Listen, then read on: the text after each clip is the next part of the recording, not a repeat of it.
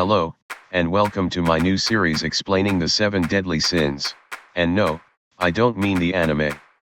For those who don't know, the 7 deadly sins are a group of human sins said to lead to one's spiritual death. They're considered to be the 7 taboos one can commit, even beyond earthly sin. These sins are wrath, envy, greed, sloth, lust, gluttony, and pride. And pride is stated to be the greatest sin, as it can lead to or be seen as the source of the other 6.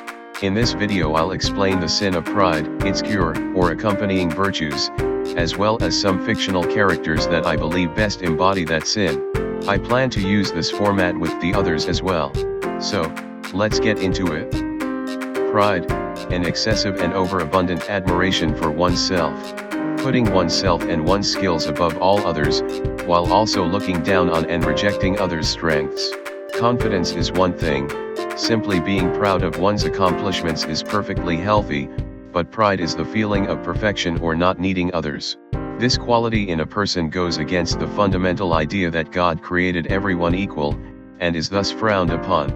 People who are overly prideful exude behaviors such as being boastful, entitled, overly judgmental, or having an absence of self-awareness or lack of accountability.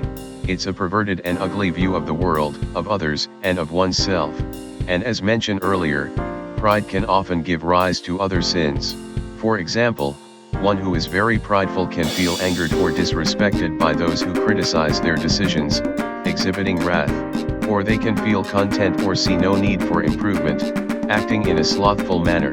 Oftentimes we don't realize it, but many people exhibit traits of pride, big or small. People who stubbornly stand by their incorrect statements, simply because it's their statement. People who refuse to acknowledge or reason with differing viewpoints. These are all small examples of pride that we see more often than not, especially on the internet. Racism, the act of looking down on a group of people simply for their race, can also be seen as pride in my opinion, as oftentimes these types of people see themselves as superior. And what is the perfect virtue to counteract something like pride? Well, it's humility. Humility can bring clarity to one's prideful and perverted mind, shining light on their flaws and imperfections. It brings one's understanding of oneself back to the realm of man, as only God is without flaw or equal. There's an interesting quote from Avatar's Uncle Iroh: "Pride is not the opposite of shame, but its source." I've never seen this show, but this is definitely food for thought, as the larger a person's ego is, the harder shame and humility tends to hit them. Humility stems from, and is made possible by a higher expectation of oneself, and the failure to meet such expectation leads to a wounded pride and damaged ego. In the realm of fiction, examples of characters that fully embody pride are plentiful. So, I thought I'd list a few standout characters that accomplish this. Just a heads up, 99% of the fiction I consume are anime, so. The Prince of Saiyans, Vegeta from Dragon Ball. From the moment he was introduced, he only had praise for himself.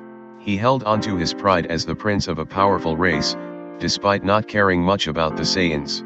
Even as he was dying on Namek, and he was explaining to Goku what happened to planet Vegeta, he cried more so at the fact of being humiliated and enslaved by Frieza, rather than at the extinction of his race. I mean, I don't blame the guy, but still. It's also interesting because if you look at his track record before the Buu saga, it was a strange balance between prideful victories and humiliating defeats. Gets defeated by the Z fighters, defeats Kui and Dodoria, gets wrecked by Zarbon but returns to easily defeat him, gets defeated by Rakum but gets strong enough to easily dispose of Jace, only to still be outmatched by Frieza. The list goes on. Honestly though, if his death by Frieza's hands was his lowest moment, I'd say the moment he finally achieved Super Saiyan was definitely his proudest. And I honestly think that's why every decision he makes throughout the Android and Cell sagas were so stupid. Throughout his character arc, he constantly finds his pride being tested and toyed with. And ultimately, it led to his atonement during the Buu arc, taking accountability for his mistakes, finally starting to conquer his pride. And in the fight with Kid Buu, when he finally acknowledges Goku's strength of character, as well as Goku being stronger than him, that's when he fully puts his pride aside. Hunter x Hunter's Mayor the king of the Chimera Ants. The ants themselves are far stronger than most humans, but when you're the literal king of such a race, with you yourself being far stronger than the other ants, it's no surprise Mayor holds himself in such high regard. His power dwarfs that of even Netero, the strongest human and chairman of the Hunter Association.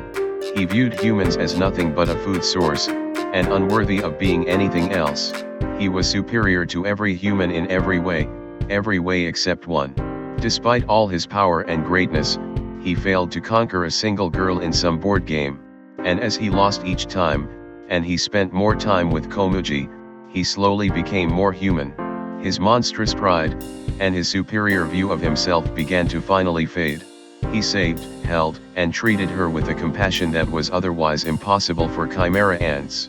It all culminates in his conversation with Netero, where he acknowledges and sees value in him. He no longer sees himself as superior or above humans, and in turn, we the audience don't see him as some lowly, evil beast incapable of feeling for others. Though he may look different, he finally becomes human. Enel, ruler of Skypiea. This man has something of a god complex. He is the pinnacle of pride, seeing himself as deserving of all things the world has to offer. I mean, this man had a logia, making him completely untouchable, at least at that point in the story, and it was a lightning one at that, which can be seen as a divine-like power. His observation haki, or mantra, was so refined that he could hear all things in Skypiea, and perhaps with what I've listed, one could understand why pride runs so rampant in Enel, and in his case, his godlike perception of himself bleeds into the minds of the Skypians, raising fear in their hearts. That's right, he actually convinces them that he's God. He's also a really good representation of the world government, with his oppressive power and authority lording over the sky. But as anyone who's seen One Piece knows, Luffy's presence throws a wrench in Enel's plans. With the former's rubber body being immune to the latter's lightning, and his free spirit defying Enel's oppressive divinity, Luffy was perhaps the worst enemy for the prideful Enel. What's strange is that even after he was defeated, he still kind of accomplished his goal. Thus, there wasn't much need for him to overcome his pride. There's a good chance he might reappear in the story though, so I suppose we'll see what happens with him. He's also the only character in this list who doesn't die, so there's that. And of course, how could I talk about pride without discussing its literal embodiment, Escanor, the lion sin of pride? I guess I am talking about the 7 Deadly Sins anime in this video after all. The thing I love about him is the duality in his character. He's the most powerful, arrogant, boastful, self-centered, condescending, brash character in the anime, and I love it. However, this is only during the day. As soon as the sun lowers, so too does his self-esteem. He becomes weak, meek, absent of self-worth, and overall very appreciative of his friends, to the point of feeling undeserving of their kindness or respect. He's far different than the others that I've listed in the sense that it shows us two completely opposite extremes of issues with pride. When the sun is up, he's the proudest and most powerful man you'll see, even pitying a literal goddess. But at night, he reveres and puts himself beneath everyone, feeling as though he has no value to offer. Throughout the series, Escanor has some of the greatest one-liners, each one reflecting just how large his ego is. Inflated claims of superiority over all other races, feeling insulted when a goddess looks down on him, he truly sees himself as better than all. And his backstory, where he was viewed as a monster by his village, really makes you understand why he turned out the way he did, in both day and night form. But what's really cool is how the lines between the two sides of Escanor are blurred. When up against these enemies during the war, Knight Escanor gets absolutely dominated. He stands no chance against them, yet despite this, he gets up every time and continues fighting, acting as a pillar of hope for the others to rely on, and in turn, he can finally value and have pride in himself. But on the opposite end, Day Escanor battles an enemy that actually overpowers him. Even at his strongest, Escanor still cannot win. But then, he puts his pride aside for the first time and turns to his friends for help. Finally valuing and relying on the strength of others, rather than his own, Escanor's character finally comes full circle.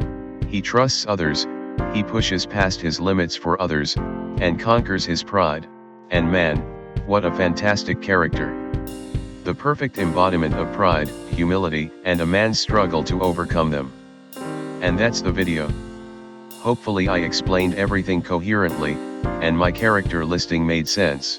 Again, I plan to do this video format for the other 6, so buckle up for those when the time comes. Like, subscribe, and comment to let me know what you thought. And with that being said, I'll catch you in the next one. Peace out.